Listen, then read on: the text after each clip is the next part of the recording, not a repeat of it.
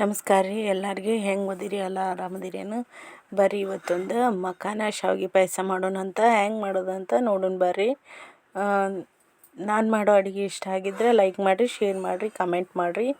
ಮೊದಲು ನೋಡಿರಿ, ಒಂದು ಪಾವು ಕೆಜಿ ಶಾವಿಗೆನ ನಮಗೆ ಯಾವ್ದು ಅನುಕೂಲ ಆಗುತ್ತೆ ಆ ಶಾವಿಗೆ ತೊಗೋಬೇಕು ನೋಡಿರಿ. ಚಲೋ ಹೊತ್ನಾಗ ಸ್ವಲ್ಪ ಕೆಂಪಾಗಿ ಹುರ್ಕೋಬೇಕು ಶಾವಿಗೆ.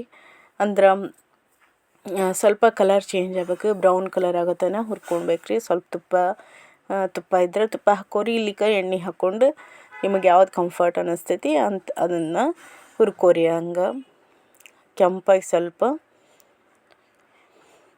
ಹುರ್ಕೊಳೋದಾಗಿಂದ ಈಗ ಶಾವಿಗೆ ಪಾಯಸಕ್ಕೆ ನಾವು ನಾರ್ಮಲಾಗಿ ಹಂಗೆ ನೀರಿನಾಗ ಕುದಿಸ್ತೀವಿ. ಅದ್ರ ಬದಲಿ ನಾವು ಇವತ್ತು ಹೆಂಗೆ ಮಾಡೋದಂದ್ರೆ ಒಂದು ಪಾತ್ರೆಯಾಗ ಹಂಗೆ ಡೈರೆಕ್ಟಾಗಿ ಸಕ್ಕರೆ ಹಾಕ್ಕೊಳೋಣಂತ್ರಿ. ಎಷ್ಟು ಹಿಡಿತೈತೆ ನೋಡಿರಿ ಸಕ್ರೆ ಶಾವಿಗೆಗೆ. ನಿಮ್ಗೆ ಸಕ್ರೆ ಭಾಳ ಬೇಕಂದ್ರೆ ಭಾಳ ಹಾಕೋರಿ, ಇಲ್ಲಿಕ ಸ್ವಲ್ಪ ಹಾಕ್ಕೋರಿ. ಈಗ ಒಂದು ಸ್ವಲ್ಪ ನೀರು ಹಾಕ್ಕೊಳನ್ರಿ. ಅಂದ್ರೆ ಕ್ಯಾರಮಲೈಸ್ ಮಾಡೋಣ್ರಿ ಸಕ್ರೆನ. ಹಂಗೆ ಡೈರೆಕ್ಟ ಕೆಂಪಾಗಿ ಆಗ್ಬೇಕು ಸಕ್ರೆ ಕಲರ್, ಹಂಗೆ ಕುಚ್ಕೊಳೋಣ. ಅಂದ್ರೆ ಶಾವ್ಗಿದು ಒಂದು ಟೇಸ್ಟ್ ಚೇಂಜ್ ಆಗುತ್ತೆ ನೋಡಿರಿ ಶಾವಿಗೆ ಪಾಯಸದ್ದು ಹಂಗೆ ಮಾಡಿದ್ರೆ.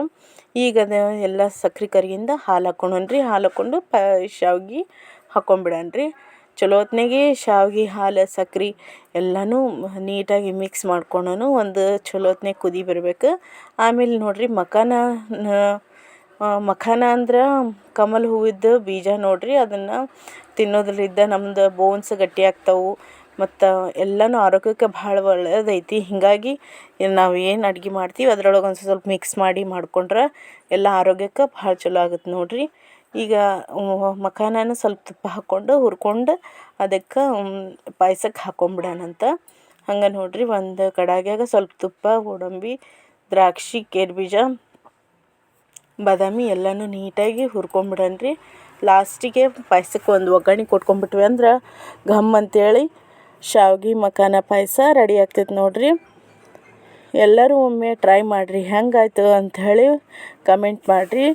ನಮ್ಮ ಅಡುಗೆ ನಿಮ್ಗೆ ಇಷ್ಟ ಆಗಿದ್ರೆ ಲೈಕ್ ಮಾಡಿರಿ, ಶೇರ್ ಮಾಡಿರಿ, ಸಪೋರ್ಟ್ ಮಾಡಿರಿ. ಹೊಸ ಯೂಟ್ಯೂಬರ್ಸ್ನ ಬೆಳೆಸ್ರಿ ಎಲ್ಲರೂ.